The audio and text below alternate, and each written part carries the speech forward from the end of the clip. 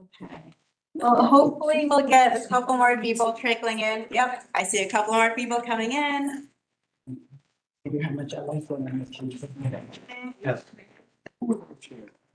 City government. Members of this.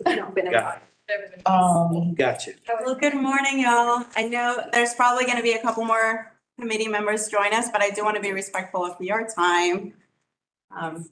Planning Commissioner, there's a couple of committee members as well joining us online, as well as a few other HR and advisor meeting team members. But first off, yes, one more. Hang on one second.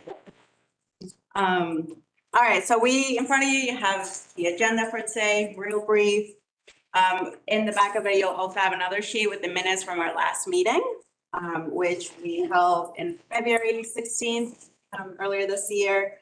So we can get started with approving the minutes. Did y'all have a chance to review the minutes? That's not over email, or you can take a quick look. Maybe get a motion to approve them in a second. Any changes? Move to approve the minutes. Second. Thank you, Matt. All in favor? Aye.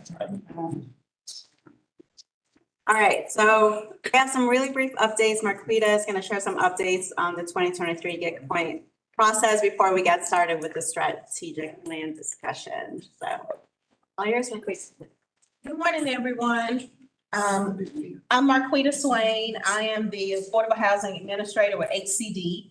And as you know, HCD is a part of the GEEK program. We sent out a application request for any applications for low-income housing tax credits. As a GEEK alumni community, we can allocate bonus points for that application. And I am making this report on behalf of our housing coordinator, Solomon Smothers. He is the lead on that GEEK Point process, and he is out today. But we did receive one application. The application is from Athens Land Trust, and he wanted me to notify you that we formed a subcommittee. Excuse me. And we want to thank those members for agreeing to serve on the subcommittee. Those members are Roderick Wallace, Shay Post, CC Mercer, Commissioner Hull, and Solomon Smothers. I think I forgot it. And so he would like for the applications to be reviewed by April 12th. And he has also emailed the subcommittee dates and times for to meet, to be able to review the proposal and answer any questions that you may have regarding that proposal. He will follow up on that meeting tomorrow when he returns to work. And the final scores, he is asking that those be submitted on April 18th. That's my report regarding the GEEK Point process. I also just wanted to mention that Rick Parker, along with myself, was able to attend the spring GEEK retreat in Cartersville, Georgia. Rick, did you want to say anything in reference to that? Just the attendance is part of keeping your GEEK alumni status. And so we definitely want to do that because it gives us a leg up on credit applications to DCA. So everything's going well as far as that went. It was a good conference. I love the facility. It was kind of an interesting town, so it's nice to be there. Hard to get to though. Yeah, it was a drive. It was a drive. Thank you. You either have to fight yourself way across country or you have to go across the top end of the loop in Atlanta, and the top end of the loop in Atlanta is hand-to-hand combat. So that's the only way to describe it. Right. Well, thank you for that update. And now really the reason why we're all here is to keep learning about the strategic plan process, right? We've got Vicky Hard here with us today. She's going to lead us through this presentation. Again, today is a little bit more focused on some of those tools and strategies that they've started to really identify. And I'll let you introduce your team if needed. Thank you. It's all you. Great. See my team. Hi, everyone. Nice to see you again. I think most of you were here last time, so pleasure to be here. And you can see, Austin, Sophie, and Philip are joining us by video this time. And what we'll be doing today, as we discussed last time at the end of the last meeting, is really going through some potential housing tools coming out of the housing needs assessment that we presented last time. And oops, sorry, just trying to make the clicker work.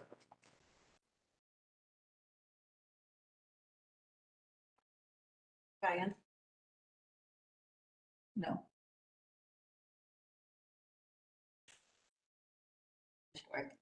Yeah, basically. So, like I said, welcome back. We just go through some of the key findings and what we discussed last time, and then we launch into the housing tools specifically as it relates to the key housing issues and the priorities we discussed last time.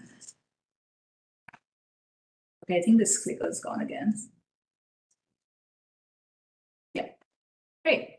So last time we discussed the housing market conditions and systems. We'll be discussing the tools this time, and then we'll come back in a couple of months to, we'll take what we hear from you all today in terms of prioritizing the tools and then develop the housing investment strategy based on that. What we heard from you last time, obviously, thank you all for the feedback on the data analysis, on the housing needs assessment. And as you know, we did build consensus Excuse me, around. would it be possible to move the Zoom window down because it's covering words on every slide?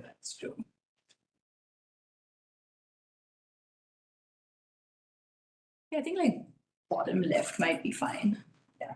The reason, thank you. The reason we wanted to make sure that, because Philip will be presenting and we didn't just want voice in the room, but yes. And so really looking at the three key primary housing challenges. The first is around the lack of quality affordable rental housing, both for low and moderate income households. And then the second around the lack of support for homeownership, both for existing and potential homeowners. And finally, the limited funding and capacity for the development and management of affordable housing. So what we're going to do today, so we took all of those three buckets and we said, okay, what's the long list of tools we can come up with in addition to, what HCD and ACC Gov is already doing. And we analyzed, came up with a long list, we narrowed it down a bit, and we applied and walked through the evaluation criteria shortly that we applied to analyze and evaluate each one of those tools. And you'll see we went down from 18 to 8. And obviously, forget 18, even 8 is a lot to move on in one go. And what we really want to do with you today is agree on probably the top 3 priority tools that ACC Gov can move on in the near future. So getting into the housing tools, this is just listing all of the housing tools that ACC Gov currently has across these 3 buckets of rental affordability, homeowner, I didn't mean to interrupt you. No. Finish it. I actually had a question about the previous slide. But if it's one that has been addressed already and I missed it because I wasn't here, please tell me. Okay, yeah. But I'm curious what the lack of support for affordable homeownership. Can you explain what that means? Yeah, we'll get into that, but I'll also just quickly answer. So we really looked at it, like I said, both for existing and potential home buyers. So when we talk about potential homeowners, what we were looking at was HMDA data. And, we looked at mortgage financing and, the inequitable access to mortgage financing, especially for Black households. On the supply side, we were looking at how many affordable homes are available for homeownership. And what we found was that there isn't enough, prices are too high and the bulk of the supply that's available is higher. I think the median price in 2022, for instance, was $290,000, $300,000. So, that's definitely higher than what even an 80% AMI household can afford. So there just isn't enough supply of affordable moving. Sure. I understand that there's not enough supply, for sure. I was just curious what goes into supporting affordable homeowner, what you guys are identifying. Oh, as- yeah. So I'll get it. so we get to that in Okay. terms of, whether it's about creating new supply or providing down payment assistance or providing. We haven't gotten there yet. No, we haven't gotten. Okay, great. Yeah. You're 2 steps ahead of us. Sorry, just thought I might No, miss. that's fine. And then, so looking at these 3 buckets, these are the tools that Athens-Clarke County is already using, whether it's on rental affordability or home ownership or on affordable housing systems. And like I said, what we did was we created this long list of about 18 tools. So, to your point, going to the home ownership, and we'll go through some of these in detail, is developing a housing counseling and a mortgage program or a down payment assistance program, building more, using public land and funding for single family rehab, for infill, also providing more assistance for repairs and rehab to existing low income homeowners, things like that. And so like I said, we used this evaluation criteria, this matrix that we have, which really looks at 4 key questions. And under each of them, you'll see on the next slide, we have sub questions or sub criteria as well. And so really we start with alignment. So going back to, these are the 3 key priority issues that we identified, the needs that we identified. If we're looking at a given tool, does this address our goals of improving access to home ownership? Or does it address our goal of improving rental affordability? When we think about feasibility, we look at things like the legality. Is it legal in Georgia or in the county, the proposed tool? We also look at costs, and we look, actually going to go to this. We look at costs and we look at the key actors as well. So, again, going back to freedom about down payment assistance, how much is it going to cost to get one household at a given income level, to give them down payment assistance? How much does that widget cost? Similarly, if we're talking about gap financing for LIHTC development, how much would it cost per unit in terms of local subsidy? And then key actors. So who are the key actors? Are they already in Athens-Clarke County? Do we need to partner with folks outside, as you do already? And then when we look at impact, what is the potential magnitude of the impact, both in terms of number of units, but also geographic coverage? And then again, is it, and then relating that to the alignment back to the housing needs and the priorities, how impactful is the proposed tool? Is it high, medium, or low impact as it relates to the proposed or the identified housing need? And then finally, and because this is what we're going to go into in the next stage, is putting together the strategy and looking at the possibility of implementation, is looking at what is the timeline, how long is it going to take to set up this proposed tool and to launch it, how complex is it? And that really encompasses a lot of the questions around feasibility and alignment as well. So you'll see this repeated on each slide for all of the tools as we go along, because we've run each tool through this evaluation matrix and these questions. And so, like I said, we started with, I haven't got all of them up here, but we started with those 18 tools across these 3 buckets of rental affordability, support for homeownership, and affordable housing systems. And we've really narrowed it down to be here. And these are what we'll be discussing in greater detail with all of you today. And we'd like your feedback and your thoughts on one of them. And then how do we, collectively identify which are the top 3 tools we want to address in the immediate future. And I'm going to hand it over to Philip to walk us through the first section. We've moved it around a bit to walk us through the first section on affordable housing systems. Can everyone hear me? All right. Great. I apologize for not being there. My wife had to travel at the same time as me, and only one of us has to be home to take care of the kids. So I was there last time, and I expect to be there next time, but couldn't make it this time. So just as a refresher, we talked about last time, thinking about the affordable housing system. So these are the systems that support the development of affordable housing and maintenance of affordable housing and the provision of programs and services.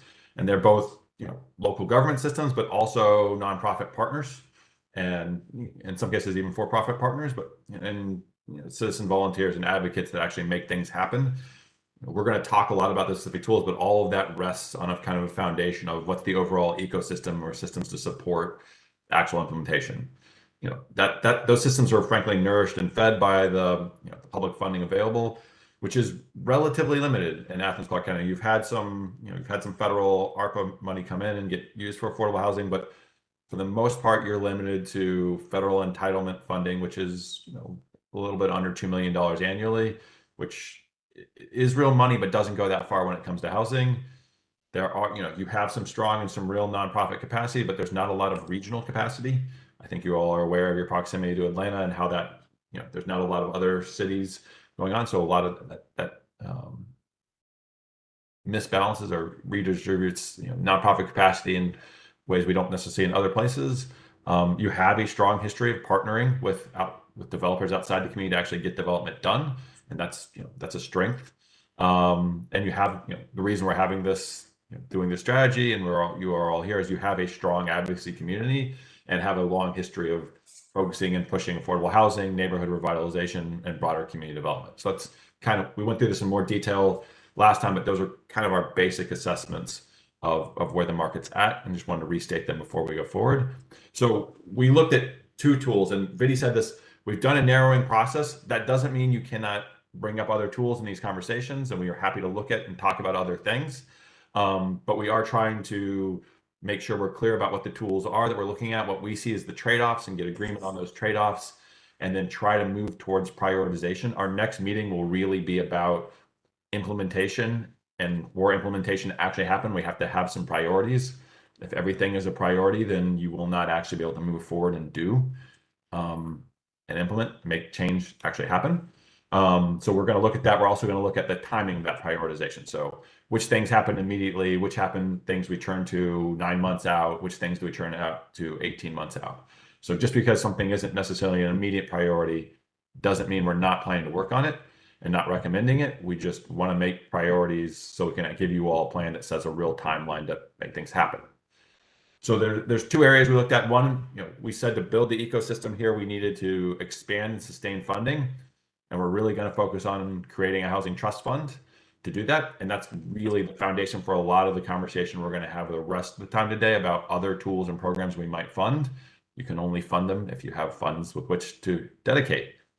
And in the next section, we want to talk a little bit about housing dashboards. So housing dashboards are just, they can be an online platform, could be an annual report or quarterly report, but it's some kind of mechanism to show how your housing market is evolving and changing over time so that you don't have to hire consultants like us every few years and use outdated information, and that there's an ability to track and there's transparency on the investments being made in affordable housing, how many units are being preserved, how many units are being created. So there's a clear understanding where things are at. We find that having a strong housing dashboard really allows communities to keep a focus and keep a priority on affordable housing.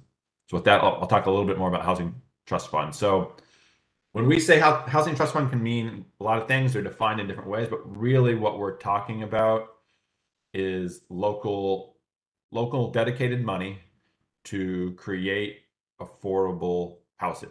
And we focus on local money because federal money, one, there's not an ability to really change that amount significantly. It also comes with a lot of additional restrictions. So this is the flexible local money that can be used to scale up and create more housing, potentially leverage additional sources, and let you take on and actually grow your affordable housing ecosystem and the impact you're having.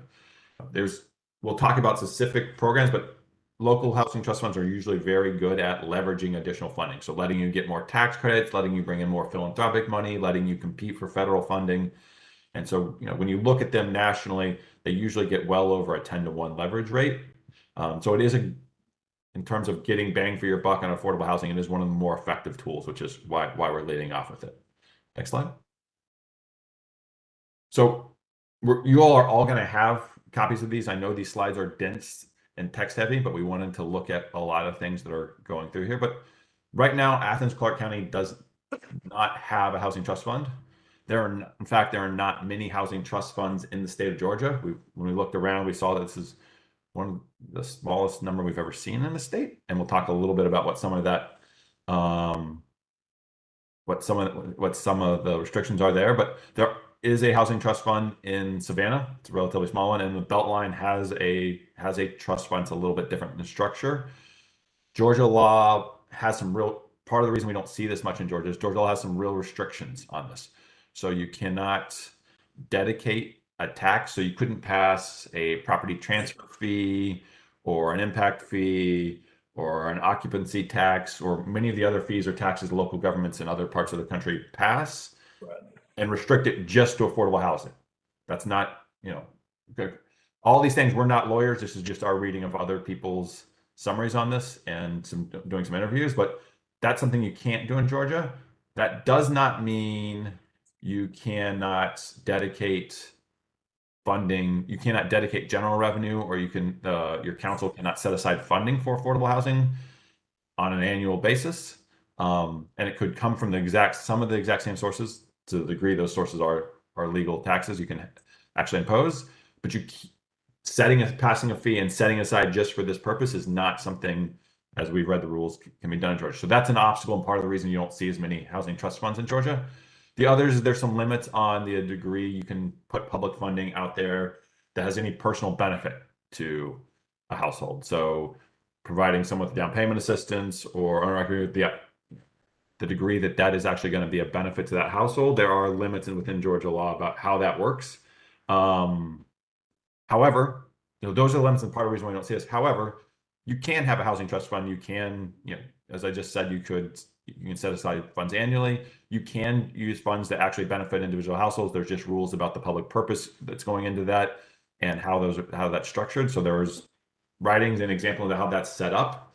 And so it can be done. It just has to be done within the bounds of the law. And so that's part of what we wanted to lay out here and talk about. This is one of the key tools to actually create a housing trust fund. There's a multiple-step process. One is a robust funding plan. So figuring out how you would actually pay for it, which sources you'd want to dedicate towards. And again, dedicate in the sense of the word of setting aside or earmarking for it, but not permanent requirement for it.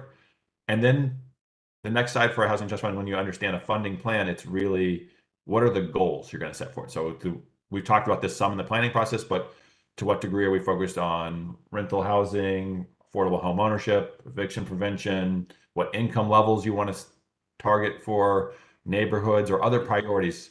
Because it's local money, there's a great deal of flexibility in your priorities. And for it to be effective, you really have to get clear on what the priorities are. And then the last piece for tool design is setting up a procurement process. So how are you going to award the funds? How are you going to make sure that's a competitive process? How are you going to do that to actually leverage and bring in outside funding and support to make sure it works? This is probably, in terms of alignment, one of the most important tools we're talking about, which is why we're leading up. It is, a relatively high cost. This is real money. You need to put in, it takes several $1 million to make this work. It takes, obviously your housing department, the mayor and council to be on board. You also can bring in local philanthropies and financial institutions. It probably has the most impact of what we're talking about doing. It takes a while to set them up. Usually you can have a pilot version in 6 months or so, but it takes often, you got to go through annual budget cycles. It usually takes a year or two to get one fully stood up. And it's, there's a lot of rules and process. So there's a complexity to doing this. So I laid out a lot there. We can talk through some more examples and give more details on this, but want to just pause for questions about the potential for housing trust fund and some of the issues that come with it before I go on to more details. I can't read the room from here. So if you got thoughts or you're making faces, I want you to tell me now. I have a question, but I'm waiting to make sure nobody else wants to go first. Go first. Okay, so my understanding, and please anybody correct me if I'm wrong, but my understanding is that this idea has been explored pretty extensively in the past by the agencies that provide low-income housing in the community. And I'm wondering if you guys have had the discussion with them about why they chose not to go forward with all of the restrictions and how you see it fitting in, given the fact that it's been explored and we haven't been able to make it work. Which is not totally true. We sort of have this because the housing authority pays a pilot payment every year, and that is somewhat dedicated to affordable housing. So there's a fund that we created years ago, and that's how it's supposed to work. But it's not millions of dollars. And I mean, I feel like what you're telling us is you guys should spend money on affordable housing. That's right. And I think that we're walking the line here a little bit. It's like, we wanted you to think of it as a housing trust fund and have it dedicated in your priorities, but we can't, there's a legal line where we can't set aside and dedicate funding. So Yeah, there's a couple of things here just to lift up. One is, when we explored this earlier, the phrase trust fund has a very specific legal meaning. And the housing authority tried to create an entity that we wanted to call our trust fund, but trust in Georgia particularly has apparently a specific legal meaning. And so that's why you'll see for Savannah, it's referred to as Savannah Affordable Housing Fund, which is what local government did when we gave them the money. Is it's called an affordable housing fund. It's not called an affordable housing trust fund. So we want to be careful about nomenclature, first of all, okay? And then the second thing is, when a bunch of us were first working on this, there was not a lot of support in local government for affordable housing. That support in local government for affordable housing has dramatically changed in the last 4 or 5 years. And so there may be more appetite for a dedicated source of local funding, or for the commission to set aside a portion of the budget every year for that out of regular revenues, which of course are tax generated, but they're not dedicated. The local government then has to vote each year in order to set aside those funds for affordable housing purposes. So I think it doesn't hurt to take another look at this, even though you're right, Shay, it's been a situation where it's been explored before and hasn't gotten to where we wanted it to go before. But circumstances are different today than the last time we sort of took a run at this. But it would be taking money out of an already top budget. We can't That's right. find a new revenue stream and dedicate it to that. That's existing correct. In money. Georgia, it's our understanding in Georgia, that's not allowed. Right. That's right. That's understand. But you could identify a new funding source and have it go into your general revenue pool, and then set aside a similar or almost identical amount annually. Yeah, it's sort of a guns for hostages kind of, We still, I think with a little nobler aim, though. Yeah, but I mean, it's a sort of thing, it may not be technically legal, but there's a way to get there if you really want to get there. That's the point. But Because you gotta want to get there. And we have to find the funding. That's right. It's not, we should still have some more ARPA money available. That could have been more targeted, Yeah. but we should have more ARPA money. The year that we did the prosperity package, that was from our. Yeah. So The problem with one-time money is, though, that it's not a dedicated ongoing, because as soon as you use it, then it's gone. There's got to be a renewable source of funding to make housing trust funds or housing funds. my point was, if those or any other sources of funding could be set up, then as we move forward, we start earmarking monies in the general budget. Right. So it would be a start. Yeah, it's a way to jumpstart things, but you still have to have an ongoing funding mechanism. Otherwise, you very quickly run out of the funds and the balance in the account goes to zero. And if more money's not coming in. Right. and I'm afraid of where it'll be pulled from. And I mean, to your point, Rick, we did speak to the Savannah Affordable Housing Fund folks, and, obviously they started in 2012, I want to say. We're not going to be going through the case study in detail, but it's there. And, it's been more than 10 years, and they've run into this issue as well. And, it's been a very small fund for the last 10 years. And to your point, Ovita, they got some ARPA money and they actually have moved that into the fund. And, it's actually grown exponentially in the last 1 or 2 years. And they expect, they've allocated it in such a way that they can then, for the next 5 years, their targets are much higher than what they've managed to reach in the last 10 years. So going back to your point, it's about, yes, even if it's $500,000, let's identify, what money can we put in on a consistent basis year after year. And at the same time, keep thinking about and, keep looking for other funding sources to grow that pot of money. And at the same time, be thinking about, what is it, you've got your priorities set and stuff like that. Your targets might change. They might increase or decrease depending on the amount of funding. But once you've got all of that set up, I feel like that's what really matters. And going back to Savannah, that's really what they have that set up, and that's put them in a position. ARPA money came in, let's direct it. We actually have an affordable housing fund in the budget of the local government. But the only funds that are going into it are the housing authority's pilot payments each year. And that's just over 6 figures, so it's not an inconsequential amount of money. But when you're trying to talk about doing housing development work, it doesn't support that much. Even after 5 years, you're barely over $500,000, and it takes at least 8 or 9 years to get up to the $1 million level. Should be gone like that too. Yeah. I mean, that's one project. But the mechanism locally already exists. That fund's already been created, set aside in the local accounting and the local government's accounting system. And so it's there. The real question is, how do you fund it? On average, how much money goes in from the housing authority? About $120,000 to $130,000 a year. Okay. That's it. And currently it's accumulating? It's not going back out to anything? Well, some of it's already committed back out now to the North Downtown project. We But spent yeah, on the So, Columbia. yeah, some of it went into Columbia Brookside at one point. Drained the account at that point, and then. Yeah. So it's being spent on affordable. It's being spent on affordable housing. The point is that it was set aside for affordable housing. Hence the title and the budget, but the only dollars that are going in are, right at this particular point in time, are Athens Housing Authority pilot funds. Well, I do think that,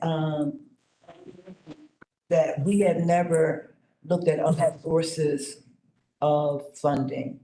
I think Connie, it was you that sent the email out about enterprise communities. There's some other national groups. We need to have these conversations with DCA. So I guess just making this public opens the door to finding where other funding is at. I mean, just having this conversation, because I didn't know how much you put in the pot, I write a don't- check every year. So I remember the celebration back when Gwen was mayor. He had this big celebration, gave us a big check, but I didn't know. So, but I think having this conversation open up about whether we take out that word trust, affordable housing fund, whatever, it opens the door to help staff or suggest to staff to start looking at other revenues, and then to see where we can carve some out of the general budget and do like Allison said, be more targeted in our aim. Could we put one of the new grant specialists, could we task them with exploring options for funding this? Well, we don't have grant specialists. Oh, I thought the HCD hired. When we finally are able to bring someone in, we're still searching for grant specialists, so send candidates over. I've seen that title, I know, through my email attached to people. We'll do lunch. But one Their thing I talents would, could help us identify funding sources in general. But I I mean, think that's another hand over there that you Yeah, I'm seeing this thing where it's kind of a big TBD in the bottom left, which is that ACC Gov is to determine whether a trust fund should support rental affordability, homeownership, eviction prevention, et cetera. So kind of my two-part question is, one, Do you know how Savannah and Atlanta Beltline have targeted theirs in terms of those categories? And then two, do you have suggestions on, which of those you think make the most sense? If we were to use this tool or expand this tool, which of those very large categories should we be honing in on? So do you want me to take that or? Yeah, I'll happy to step in and just give an initial answer. I think the first part, just going back to the statements made about the grant, the new grant specialists. We'll talk more about some federal funding we've identified and some other things you go after, and you should absolutely do that. A local housing fund, well, I won't use the word trust again. A local housing fund will require, no, it's a good point. It's a good point. Will require a commitment of local money. So that means either moving money out of the budget or finding a new source that goes into your budget. If you look at examples of these that have been successful across the country, there are no successful local housing funds that don't involve a tax or a fee going into a budget for a local government, period. So that's the big question. Is is that of interest? Is that something willing to be considered? And if it's not, then we're bringing this up front because we need to think about that, because it scales up and down what we're being realistic about for the homeownership or rental or eviction prevention programs. So I want to say that. I want to go now back to the question about, okay, let's say so there was a pot of money to be used here. Partially, I will answer directly, but somewhat cynically. We've done this in other places. The priority should be the thing that's going to let you get the fund approved and secured. Should be your first priority, frankly.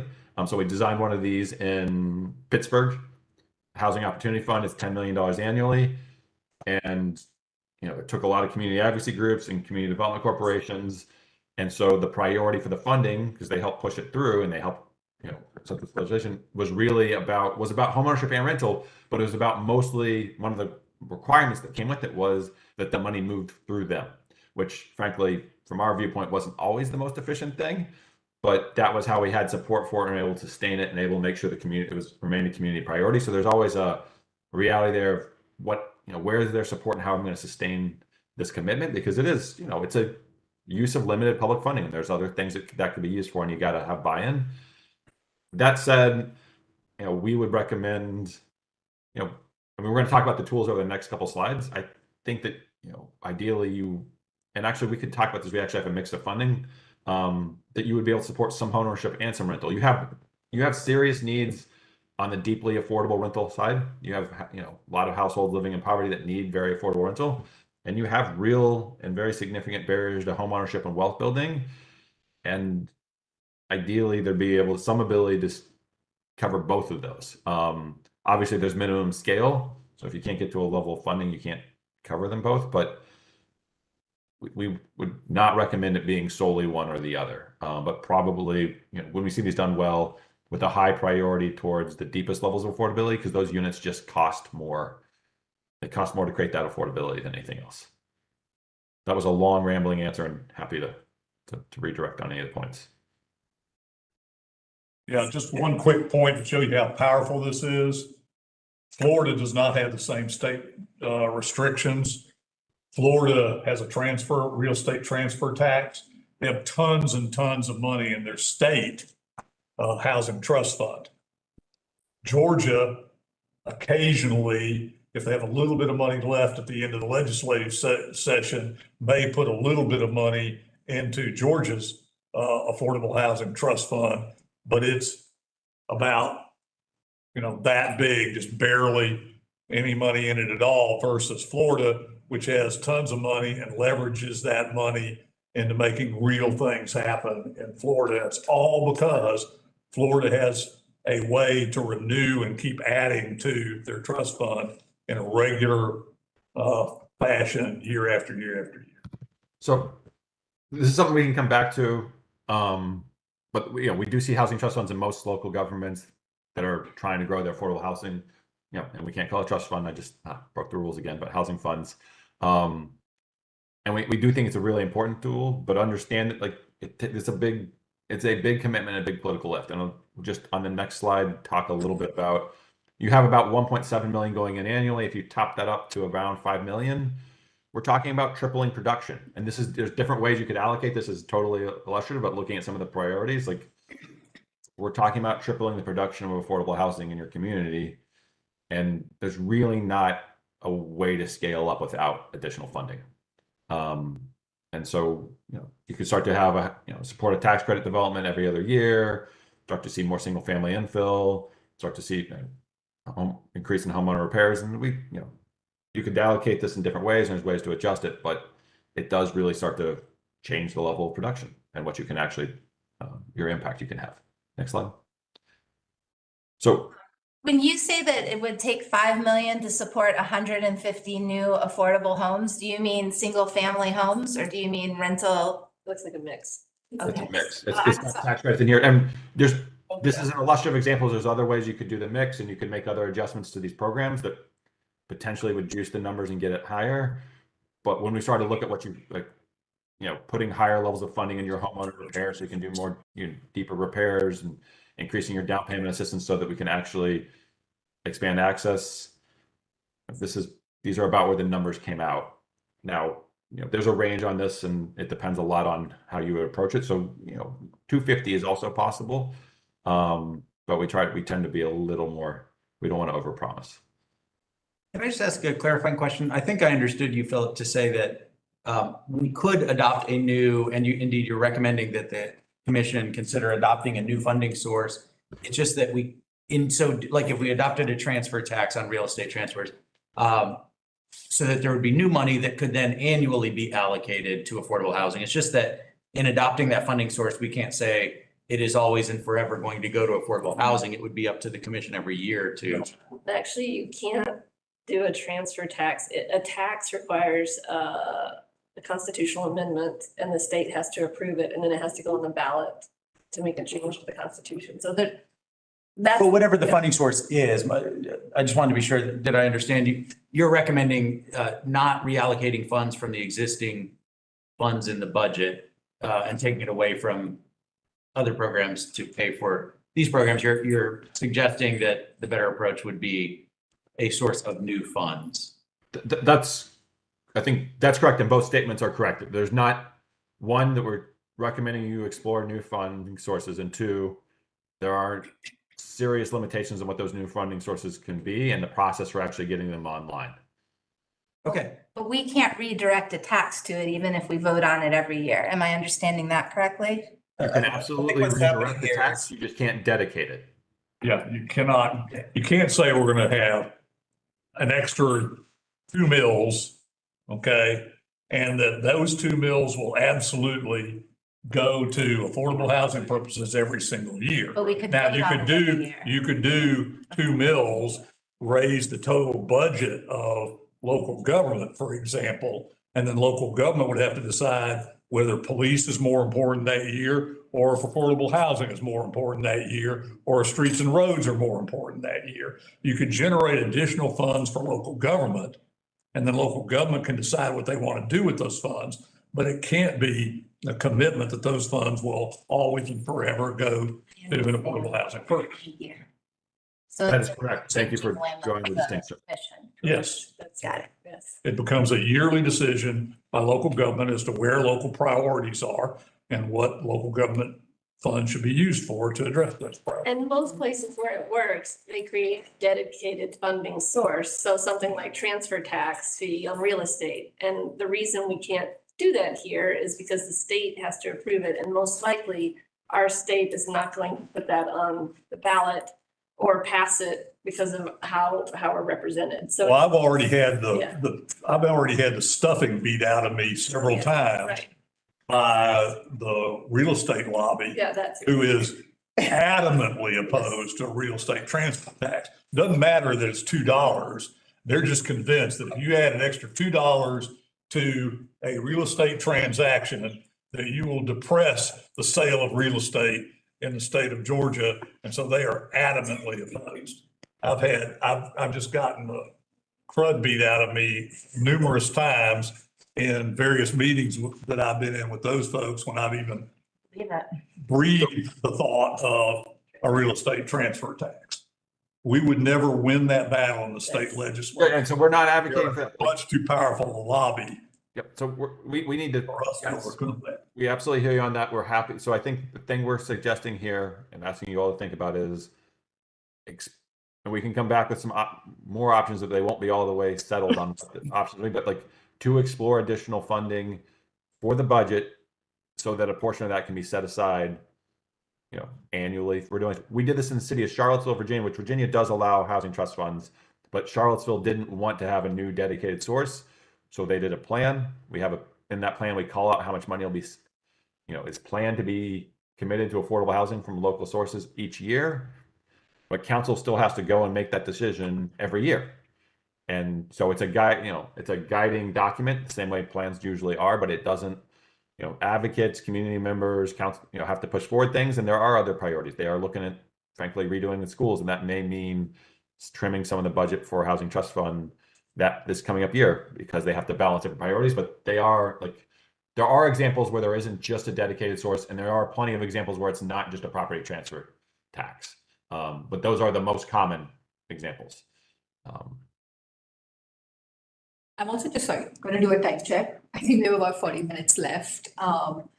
And we have a lot of slides to get through. Not that Philip and I were planning to go through each one of them, but I think, Philip, we should speed it up a bit. And I just want to make a quick note that to your question about the Atlanta Beltline and Savannah funds, we've got these case studies in here. We're not going into them, but it does talk about priorities and stuff. So you will get that data, the deck, and you can definitely take a look at it. And I'm happy to talk more after the presentation.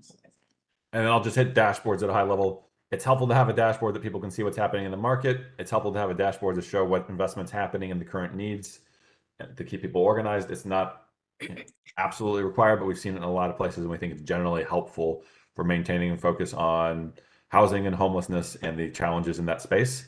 And so, you know, we have some examples of how these put up in other places, but recognize, like, that's a quick question, Philip.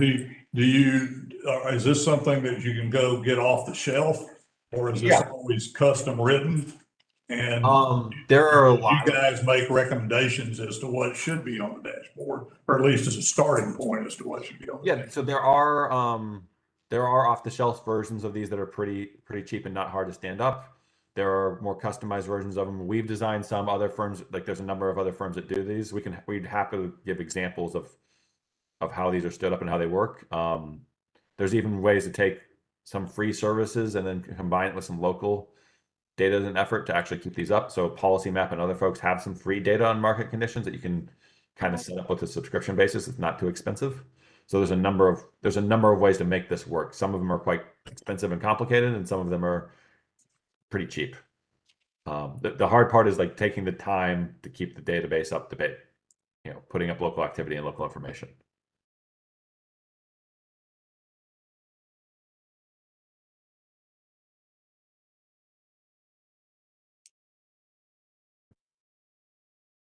Do you want to talk more about this one? No, we should just, given the time, we should move along. We have a lot of things to cover. All right. I think, so we've got this slide at the end of each section. I think we're going to skip it here because I think it's pretty clear where the priority is here. But we'll definitely get to it in the rental affordability and the home ownership section as well. So getting into rental affordability, why do we care about that? And you know, we discussed this last time a little bit. It's really about looking at the housing cost burden and what percentage of the household income is a household spending on rent, and therefore what's their residual income, which is the blue part of the bar, and therefore how much do they have to spend on other necessities like food and childcare, transportation, etc. And you know, and we discussed this last time, but about 90% of the households in Athens-Clarke County that are cost burden on less than $35,000 a year, and you know, you can see what that means in terms of the residual income left to spend on other necessities. And just as we had in the previous section, again, recapping, what we're seeing is the key rental affordability challenges in Athens-Clarke County. First is the large number of low-income renter households. And because of the low incomes, it relates to other issues such as housing cost burden, and looking at the supply of homes. The majority of the affordable homes supplied or available to households are not subsidized, but they're naturally occurring affordable housing. And these, about 80% of the housing stock and of the affordable housing stock, I should say. And these are under increasing market pressure as well, as there's population growth, more demand for housing, not enough housing construction. And of course, we've talked about, out-of-state investors coming in, buying some of these properties, both subsidized as well as naturally occurring affordable housing. And then finally, tied to that is the limited inventory of subsidized rental homes, not enough capitally affordable housing to replace the newer stock or even that's being taken out of the market or even otherwise to keep up with the growing need. So when we think about potential tools for each one of these, the first one really, as it ties to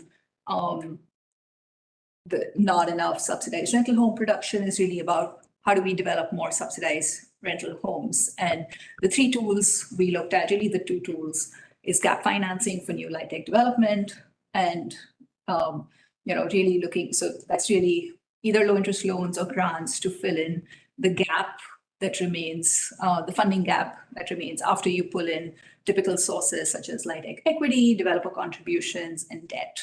And then, of course, redevelopment of public housing, which the Housing Authority has been doing for several years. We'll go a little bit into that.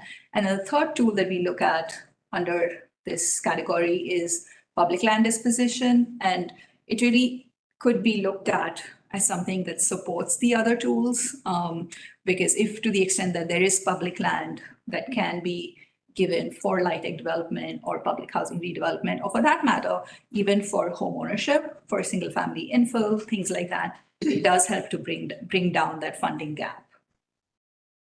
And then as we talked about the market pressures and the increasing rents, so when we think about addressing that challenge, this is the other category of tools, starting with a preservation fund, looking at both the naturally occurring as well as the subsequent affordable housing stock. And, is there a possibility to put together a pool of fund to acquire those properties, maintain the affordability and the housing quality in the long term? And then related to that, we talked a little bit about a landlord registry. We're not going to go into the landlord registry and the strategic code enforcement in detail today, but it is there in the appendix. So you should be able to look at it later. And it really is in support of the other tools that we are recommending. And then finally, we talk about low income renters. It's really about, can you pair rental affordability with wealth building opportunities for lower income rental households? And so what we're going to focus on in this section is really these four tools. Like I said, the other three are in the appendix, so you can take a look at it, Jesse. Very quick question on the landlord registry. It says voluntary or mandatory. Can you do a mandatory one in? No, so we've mentioned that that's the issue with it. One of the big issues in Georgia is that you can't do a mandatory landlord registry, and that obviously affects the potential impact that a tool like that can have as well. So getting into the first one, I don't think I need to tell you all what light tech development is, so I'm going to quickly skip through. But I did want to talk a little bit about the gap financing, looking at both 9% and 4% light tech. And, just looking at the two capital stacks, obviously there's more light tech equity that you can pull in for a 9% deal, which leads to a smaller gap versus a 4% deal, which does require more local funding, more gap financing, which of course can be in the form of low interest loans or grants. And then when we look at it in terms of what's happening in Athens-Clarke County, we looked at the light tech allocations at a statewide level. And what we see is that ACC received only 1% of the state's 9% light tech allocations, which obviously is a very small amount. And the way that DCA splits up the different buckets is Atlanta Metro, other metro, and a third bucket, and ACC falls under this other metro pool. And of course, not only are the 9% competitive, but In recent years, the 4% have become very competitive as well. And there's a cap on how many can be awarded per year, per jurisdiction. And that's adding more competition. So it's not to say that obviously that it's not possible, it's just more competition, it's just harder. And as we think about, okay, the gap financing tool for this, what are the considerations? I think going back to what we were discussing in the previous section, of course, this is something that's pretty, that's expensive, that, has a big cost component. So there would need to be dedicated funding sources. What are those funding sources? Like I mentioned earlier, we're also looking at non-cash, infusion. So is there public land that can be dedicated to LIHTC development?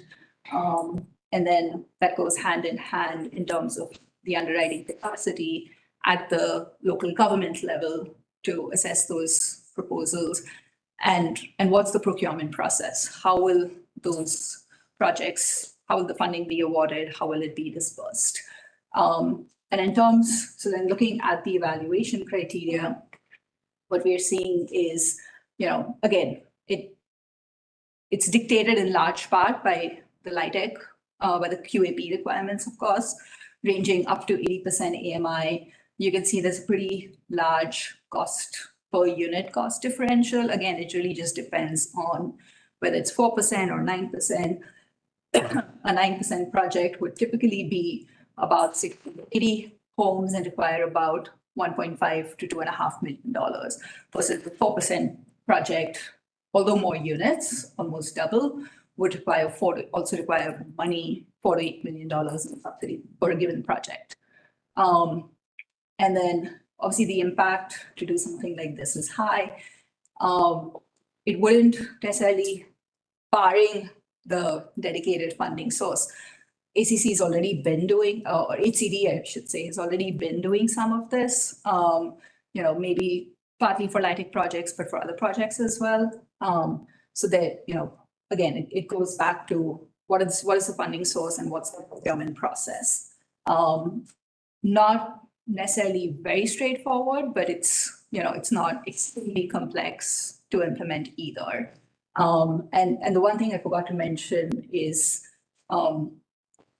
that having that gap financing, local gap financing source obviously gives the application points at the state level when you go for a LIHTC, when you put in a LIHTC application. So I'm going to stop here. This is a quick case study for a project that hasn't been built yet, but is going to go in for tax credits for 4%. It's a 4% project. You can see pretty low per unit subsidy. But again, like that just, it's on the lower side of what we're proposing or what we're estimating. And about $1.5 million total of the capital stack. And I'm going to stop here. Philip, do you want to go into the next one or do we want to stop for questions? I have a comment. I think when we've been looking at these projects in the past, gap financing is of course helpful.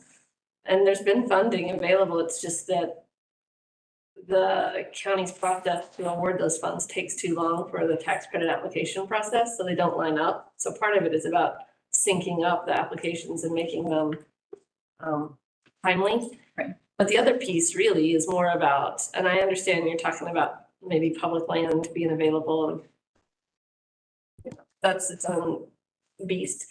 But it's the rezoning process, or that takes longer than you normally have during a tax credit application process. You have to have it lined up just right to make it work because our rezones take so long in our county, generally speaking. So I think there's more to it than just, I think a lot of tax credit developers aren't looking at Athens because it's a hard place to pull off a project.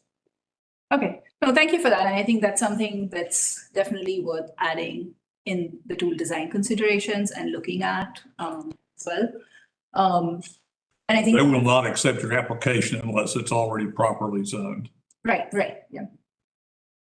So it would require, for us to take advantage of that, it would require the county evaluating and potentially changing some of these processes? I think it would make it a lot more likely that these projects would get done. Yes. How likely is it that that's gonna happen? Yeah, it sounds like it's being recommended that we advocate for all these changes, I guess. I don't know. I would hope that it says it boldly, that that's how it needs to, that that's what needs to happen. Yeah, absolutely. And when we go into the implementation plan itself, we will be detailing out all of these. So, to Heather's point, those things will go in as well. And, there is work to be done for sure, I don't think there's any question about that. It's just about laying that out clearly. And then you're right about what are the priorities. And really that's what we're here to discuss today is, do we think it's doable, in the next 3 months, 6 months, 12 months, whatever that is. I think having a report like this is going to be very important for the planning department, the planning commission, and finally the mayor commission to understand, because we talk about these things all the time, but it's sort of like, where do you start? And so if we have an implementation plan, we've got some better a roadmap. If it drills down to what the issues are, like to Heather's point, if it says very clearly where that process has to begin, because otherwise it's, what can we do? We can just spin our wheels. Well, that's what we're asking you to say. So we appreciate you saying it. That's the point of the conversation. So, okay, so you want to change the zoning approval process, and we need to make sure it lines up with the timeline. Is there sign off or other things we need to actually make sure the timing works on? So if we hear the timing on the funding, we run into that all the time. We can line up with a housing trust fund that way. On the development approval process, the property has to be zoned properly, but you have to have site control, but you don't have to have ownership, correct? Correct. That's correct. Are there other, is there a particular step in the zoning process? Is it just the general rezoning, or we don't have your full zone rezoning process mapped out? Is there a Depends on the step in the site, process? depends on if it's a planned development or a straight rezone. There's those factors play in, but a lot of properties need not the easiest thing possible to make it work, right? And yeah, I don't know. I mean, well, anyway, it doesn't matter. No, It just takes, I think, oftentimes you're looking at 9 months to a year to get something Yeah, lined up. and what that does is, if you're trying to develop something, you need to move your own timeline back far enough to account for all that, which is possible in some cases, but harder to do in others. And so as a result, I think we ought to at least look at, is there a way to come up with a faster track version if it's an affordable housing development as opposed to a total for-profit development that would expedite that so that you can get it done in enough time to get your tax credit application in. Because part of the problem is you don't want to spend a whole bunch of time working on a tax credit application, which is about 3 binders, 4 or 5 inch thick binders just to submit the tax and lots of pre-development cost and money, only to find out right at the end that it won't rezone and you just wasted all that money. So there's a balancing act in there that has to occur. We probably need to look at how to streamline affordable housing zoning, but developers have to back up enough and understand the timing so that they can get started early enough. So it's a which comes first, the chicken or the egg kind of deal. But ACC could be more in line with how other communities that are getting their share of the LIHTC, we could make changes to be in line with how those communities. Yeah, we should be looking at other best practices clearly. So there are 2 processes that hold this up. There's rezoning if needed, and then just the approval of the tax credit process. So those 2 processes. Yeah. But Are y'all aware of any communities, especially if they're in Georgia, that have like a fast track process in their planning or zoning department for high-tech projects? I don't know any in Georgia, but it's not unusual at all to have a streamlined process for tax credits that's designed to hit your time frame. It's usually just setting aside staff and an approval process. So it's often not more formal than developers saying, hey, these are the deals I need to move. I mean, communication with the housing department about them, and then having staff that within the housing department or the planning department that recognize these are higher priority deals, and making sure that these projects get on schedules and are at the right meetings and can hit that timeline, that this is actually not just a priority for the developer, but also a priority for the government. Like there's a set of, that's usually how this gets solved, is like, this is just about a shared priority. There's also, you can have streamlined, faster approval processes required, or even more extreme affordable housing overlays. I think the more extreme versions, I think, can be very, very helpful, but more like the simpler version is actually just getting people in alignment administratively on like which projects are a priority and how do we give sign off as early as we can so the pre-development costs are minimized. I know we mentioned it a little about public land. Could you say a little bit more about how that could play into greater affordable housing?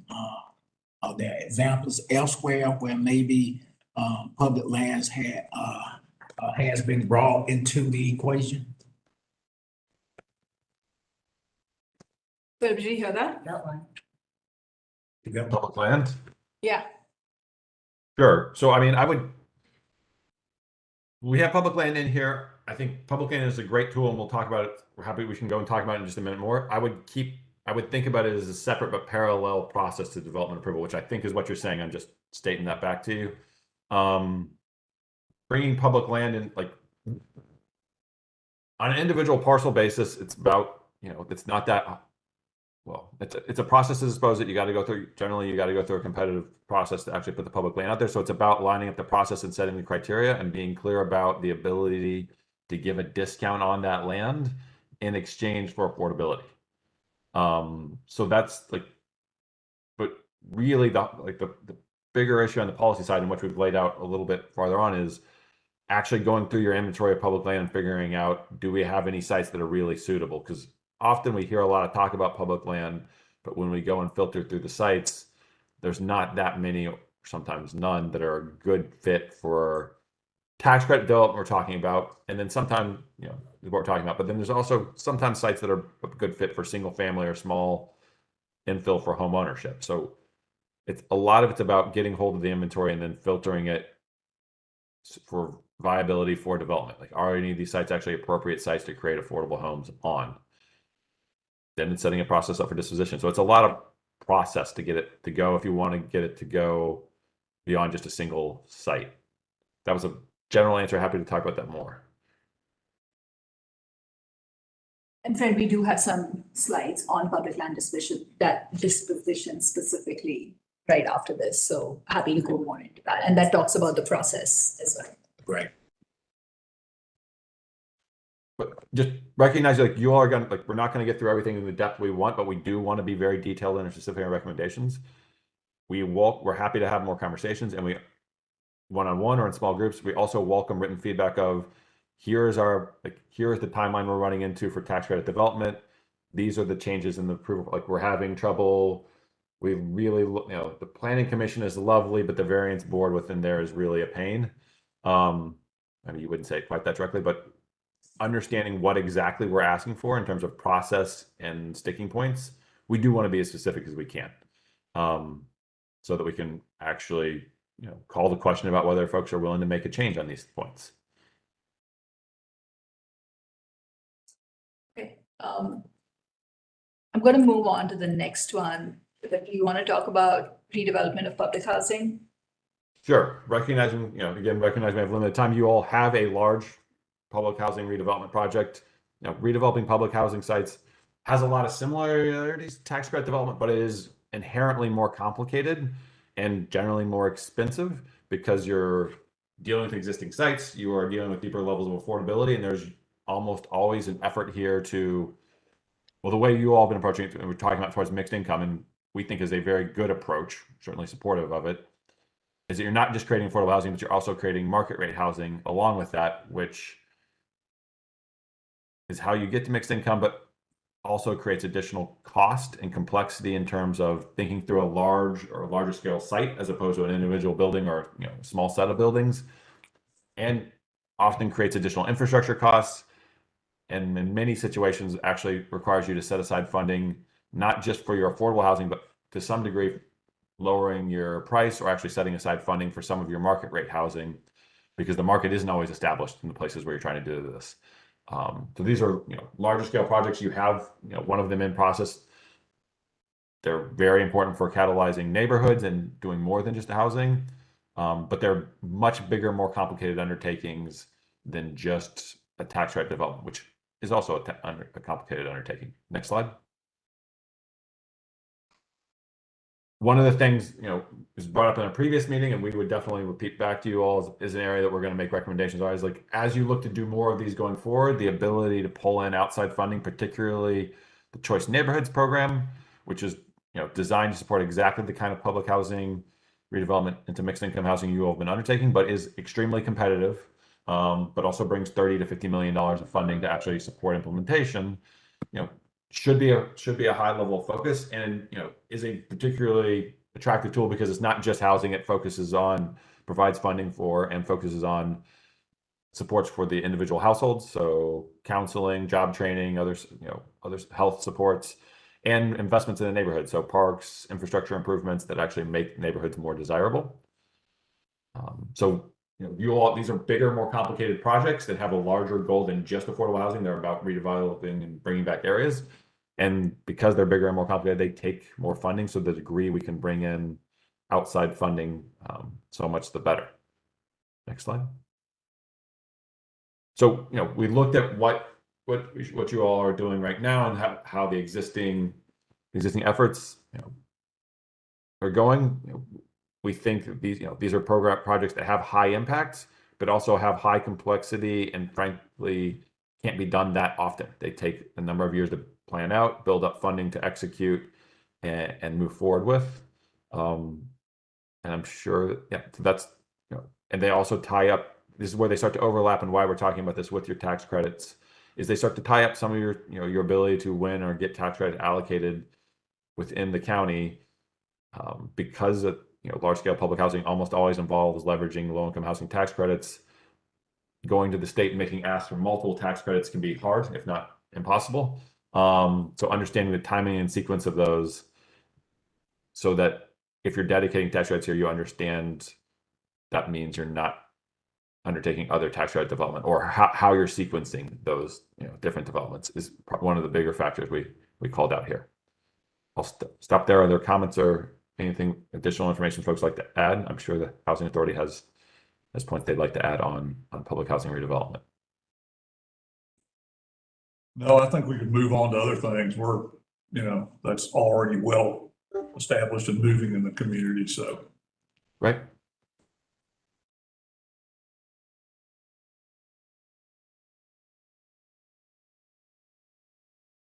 Now we're to Fred's topic, I think.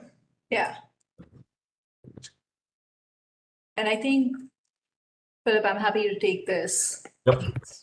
But again, in the interest of time, I just want to jump to this, Fred, since this was your question. And, it's a two-part answer, right? So first is, like Philip was alluding to, is really about figuring out, what are those parcels that are viable, right, and feasible for development, whether it's for LIHTC, public housing, single family, and whatever. And, each one of those will have different criteria and needs. So it's really about figuring out what is that inventory, and then determining feasibility. What are the priorities? Are there certain neighborhoods that are a priority and land use? And then, you run into questions of zoning, back to the point we were discussing earlier, and rezoning. Again, are there priority neighborhoods or opportunity areas that the county would like to focus on when it comes to this? And then it's really, once you have that, you start with, say, 100 parcels and in your inventory, and you come down to, 20 that you find are feasible. And then it's really about what is the process of disposition. So, first is selecting that, setting what are the goals, developing the RFP, releasing that, getting proposals, evaluating them, establishing a public-private partnership, and then development. So it really is, compared to some of the other tools, it's one of those that can take a little longer. It's not to say that it's not important, or that it can also just move in parallel. As we're thinking about other tools, is how do you start to inventory the publicly controlled land, and then start to think about feasibility criteria, things like that. So I don't know if that answers your question. Somewhat, I mean, I think I hear that it's complex as well, Yeah, so, none of this is not complex. right, exactly. But again, it starts the processes of thinking about starting with the inventory, finding out what's there, because keep in mind that not all of us are focused on the big tax credit projects. Right. So some of us are focused on the smaller projects. So Right. if we find 20 suitable properties or lots or whatever, then we would start with that. If we find 5, right? We Right. start with that. Exactly. And, it's just the nature of, But there's a process. right. And it's just the nature of or how we are laying out the different needs and tools that we started with the bigger projects of lighting development or public housing redevelopment.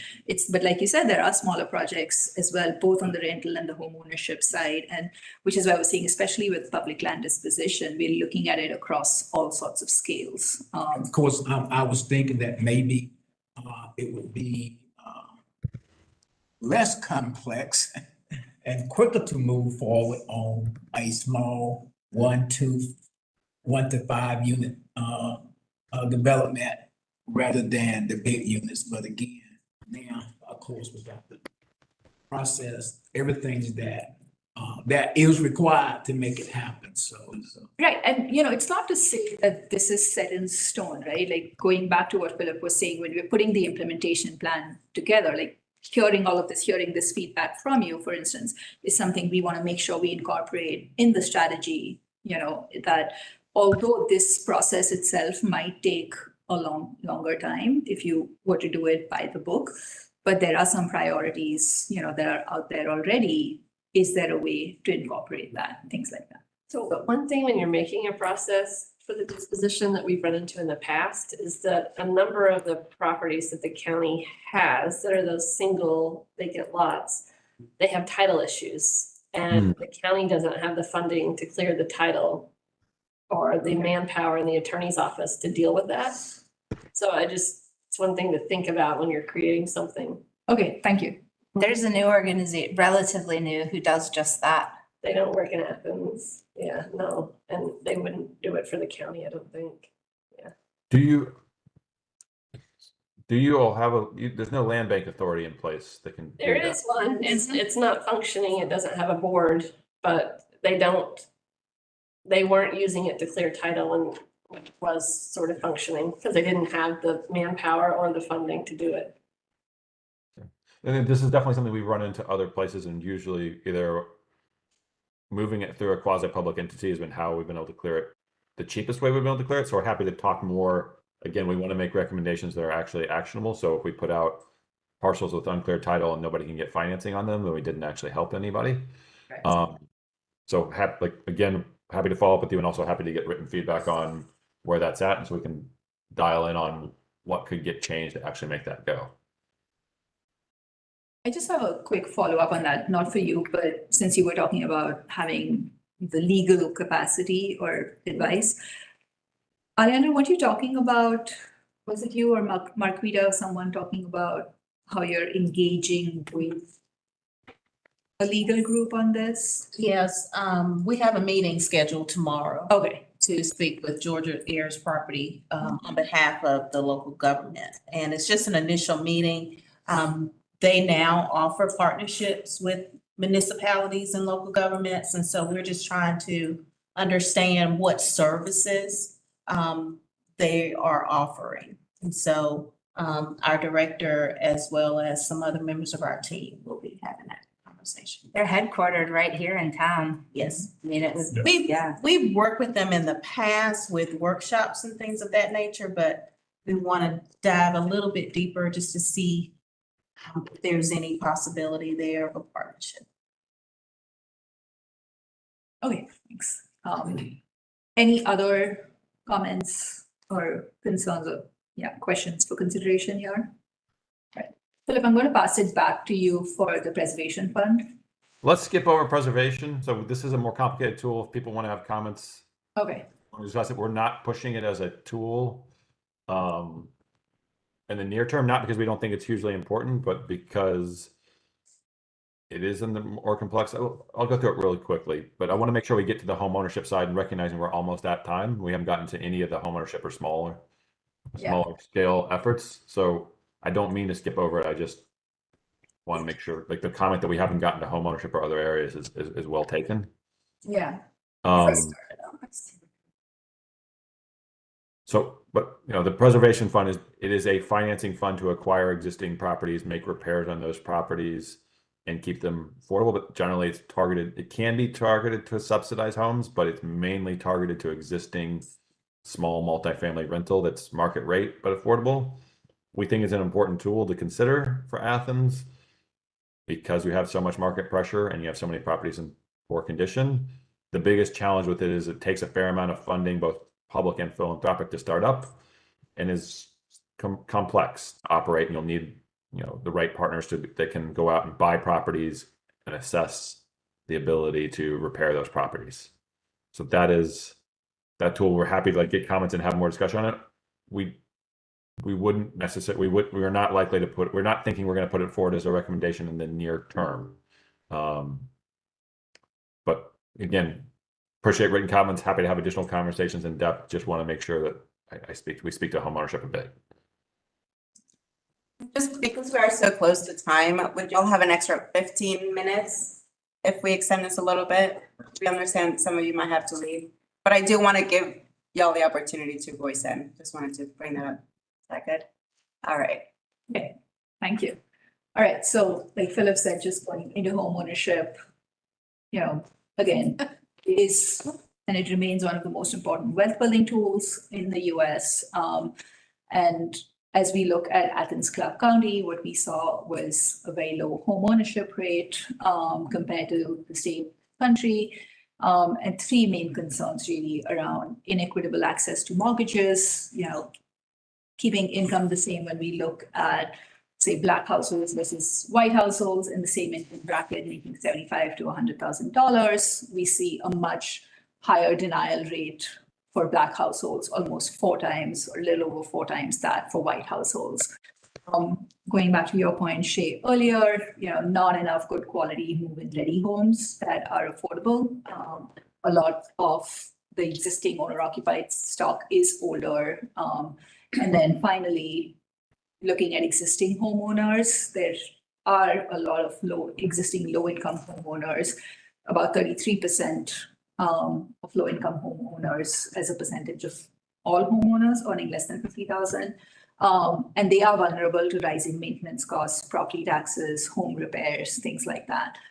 So when we think about the potential tools, again, it falls into those 3 buckets of access to mortgages, making mortgage financing equitable, access to mortgage financing equitable. And that's when we are talking about a down payment assistance paired with a housing counseling program and a local mortgage pool that really does, that looks at providing favorable terms to help low-income first-time homeowners. And then the second category that we look at is increasing the supply of move-in ready homes.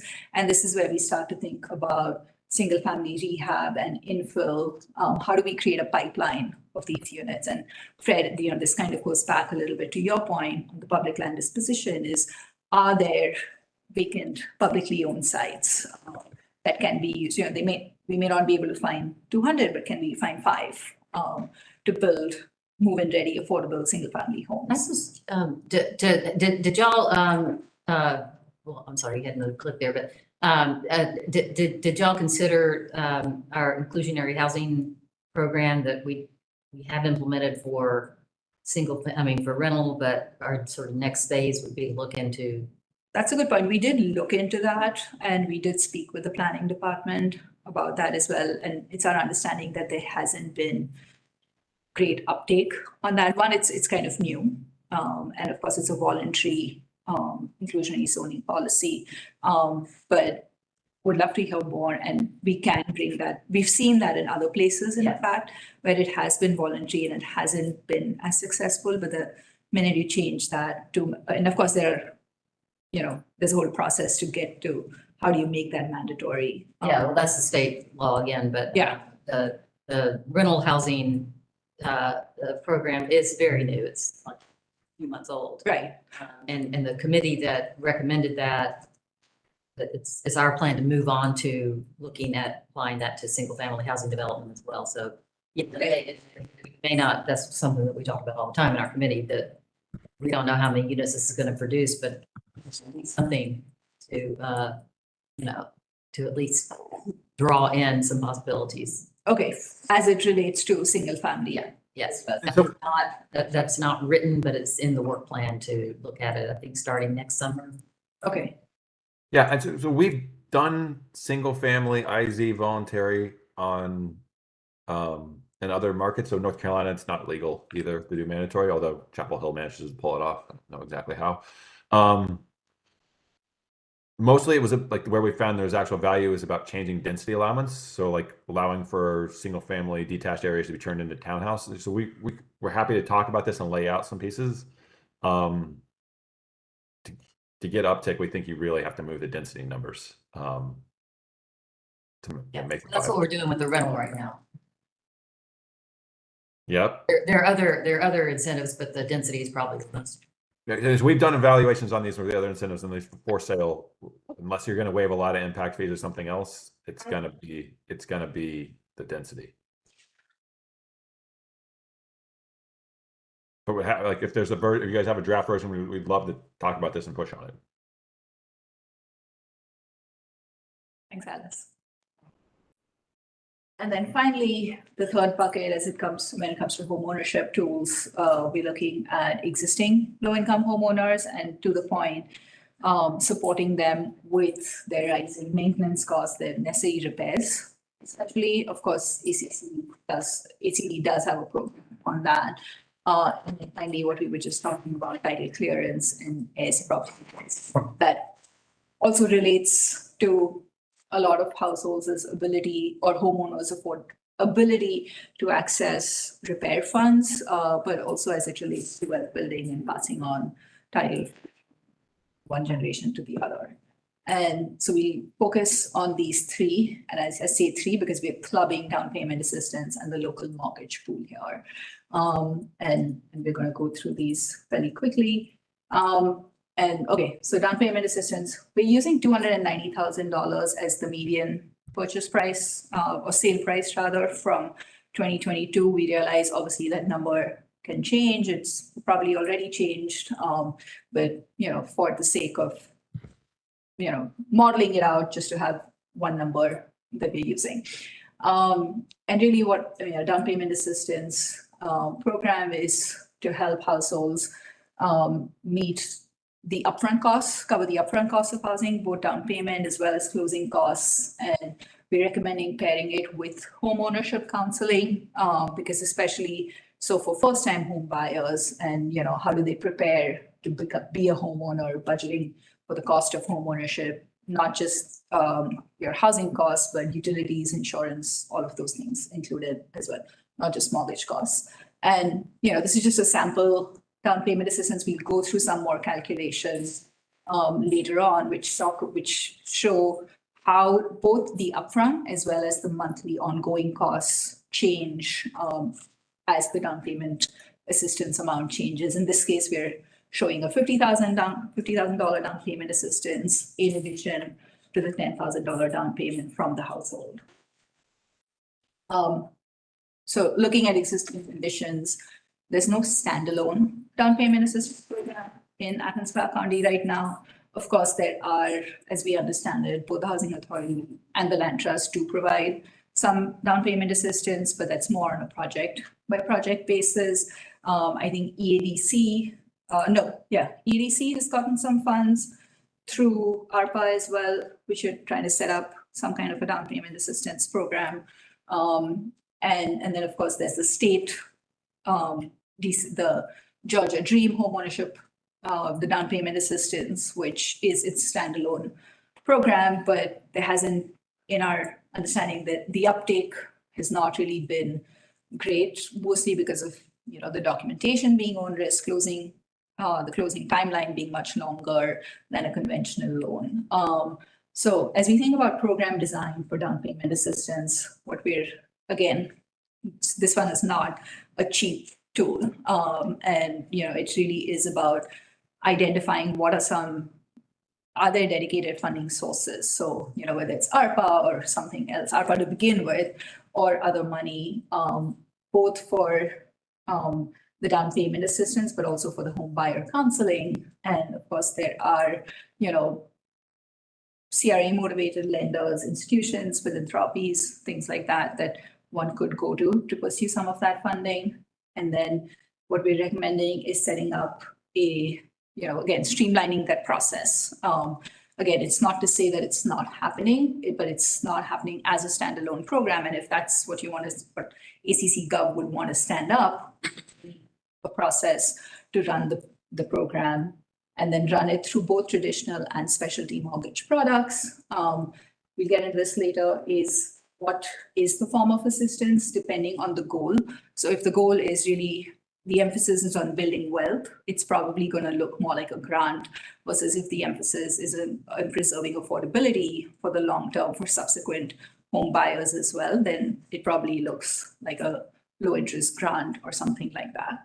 And then again, for the sake of modeling it, we've looked at, in terms of alignment and primary beneficiaries, we're looking at households earning 60 to 100% AMI, partly coming from our housing needs assessment, where we see over the last 5 to 10 years, the home ownership rate for that particular income category has remained steady. And it's really only in the 75K plus category that the home ownership rate has increased.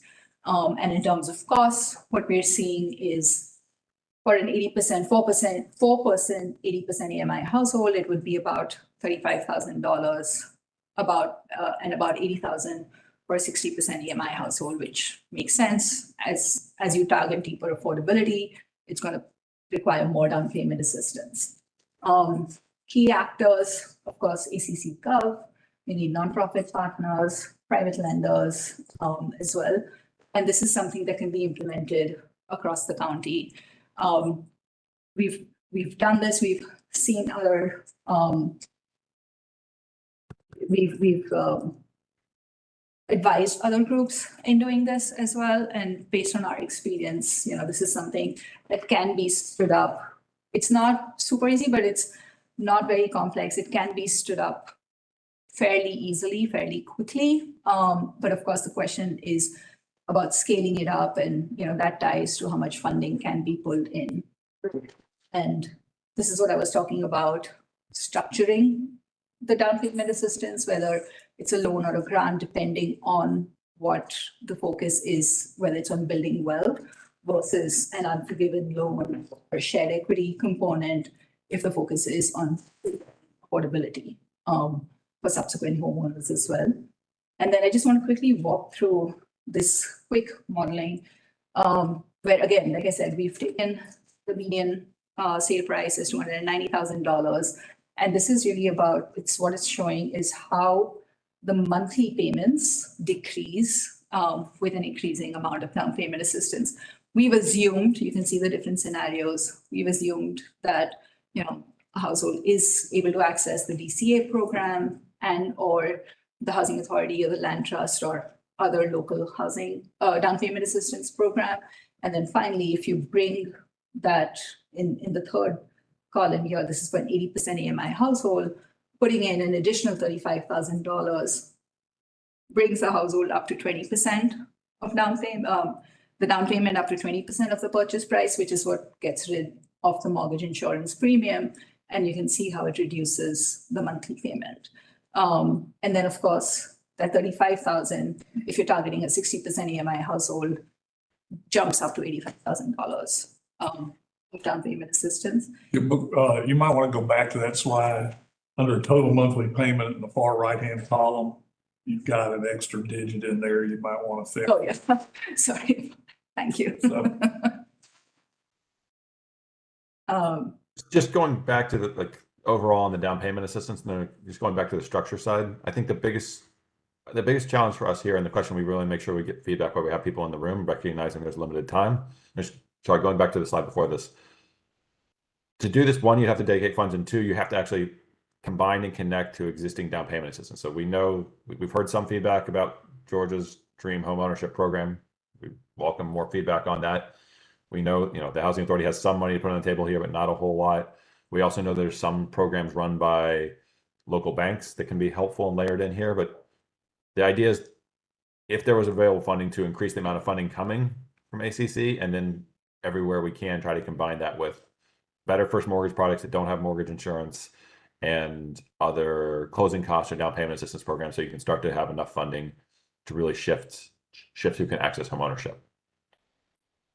Curious, for those in the room, experience trying to layer multiple sources and how that's actually worked in the market.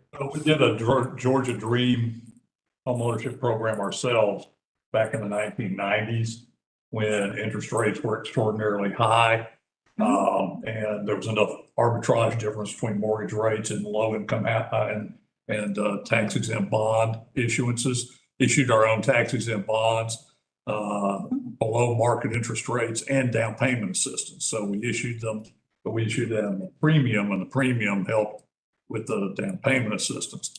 It was very successful, did about 120 units of housing during that time over a 2-3 year period. The problem is it's always driven by the market, the differential between what mortgage rates are normally and what the tax exempt bond rate is. When they're really close, it doesn't work.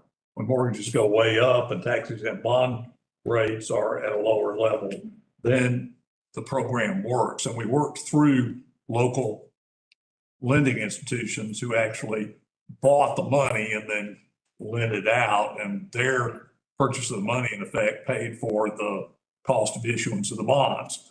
So it was a great program, worked very well, but it works only in a certain particular marketplace.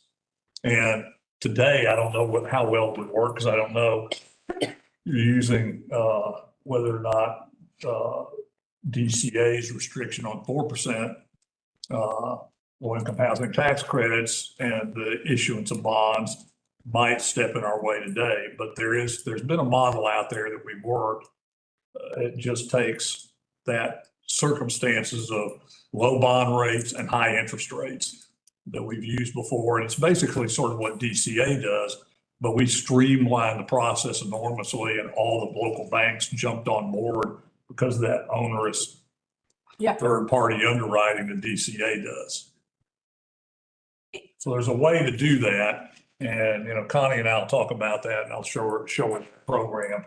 We've done that in the past, but it really only works when mortgage rates are high and bond rates are significantly lower. But it does work, and work well. Okay, I was going to ask you, is that something you can share with us? Yeah, I can give you the details of that. And Charlie can help you with that as well, Connie, Actually, Charlie and I talked about something. the other day. Morning. Okay, good. I already So- about that. And you still, that program aside, the Housing Authority has provided down payment assistance. Yes, through we some of the still other- apply down payment assistance in our Act One homes. program. Correct, yeah. But this was a totally different, both mortgage, low interest rate mortgage and down payment assistance. And Act One, have you tried to layer it with Georgia Dream or any other program? No, okay, It doesn't marry up well with that at all. okay. We're using CDBG and home funds in our Act One program, and then we try to layer the DCA. Okay. But we've done it off and on. It's just DCA is complicated and hard to work with. They take forever. So most of the lenders don't want to work with them. So we're not endorsing trying to leverage DCA Georgia Dream. We should take that out, and we should try to think about how we could do this locally, is what I think my quick takeaway is there. Am I hearing that right? Yeah, we can show you more and talk about it more and give you some background information. You can determine how well it fits into your recommendations or not. Okay. But in general, the idea of scaling up down payment assistance and trying to leverage get to different levels of affordability. that's of interest, that's a priority, that's not of interest, that's not a priority. I think it makes sense, but the other thing is just back to that, having the housing counseling and all that, the county's not recommending funding to fund a housing counseling agency this year, so it's like, it's that lift of trying to encourage this path. Just know it's not being done now. That's helpful and appreciate, or that might not be helpful, but it's helpful for us to know. And appreciate those comments and more, that we can give more of the context of where things are at, and kind of feeds into the bigger conversation about the ecosystem side of it. You can't move this or anything else without a process for both, finding the potential home buyers and then supporting them through the process. And we didn't put these recommendations in here, but usually we actually recommend that the counseling continue beyond, that there's actually a monitoring process, so that if a household gets into trouble, there's both some money to help them out and someone responsible for reaching out if they miss a payment. I So think we should be looking at it largely because mortgage rates are continuing to climb. We don't know where they're going ultimately, but as mortgage rates continue to climb, looking at a strategy that helps with lower interest rates and down payment assistance is a strategy that we ought to be looking at. So recognizing that we're 15 minutes over, there's lots of things for us to continue to cover.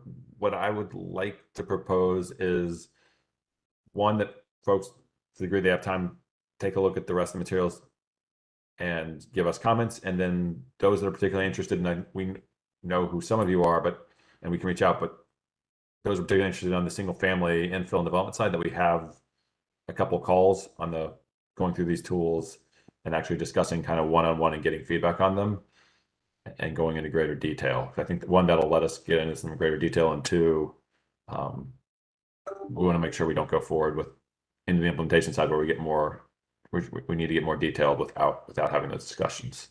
Does that sound feasible and reasonable to those in the room? Yeah, you'll send this out to us? Yeah. Because I never did, okay. Yeah, and I was just gonna say, so either us or Alejandra will send it out, and, we realize, again, there's a lot of information here. So, if you want to take a week or something to digest it and send us written feedback, that'll be great. And then, like Philip said, we can follow up from there to have one-on-ones or whatever follow-up is needed. Right? Okay, awesome. Anything else? I think, and thank you all for your time. So where do we go next, I guess? Yeah. So I'm just, thanks for that question, Rick. And our timing and Yeah, all that. so where we go from here is, once we get your feedback, we've had those conversations with all of you. We've already gotten a lot today, is really putting together that strategy.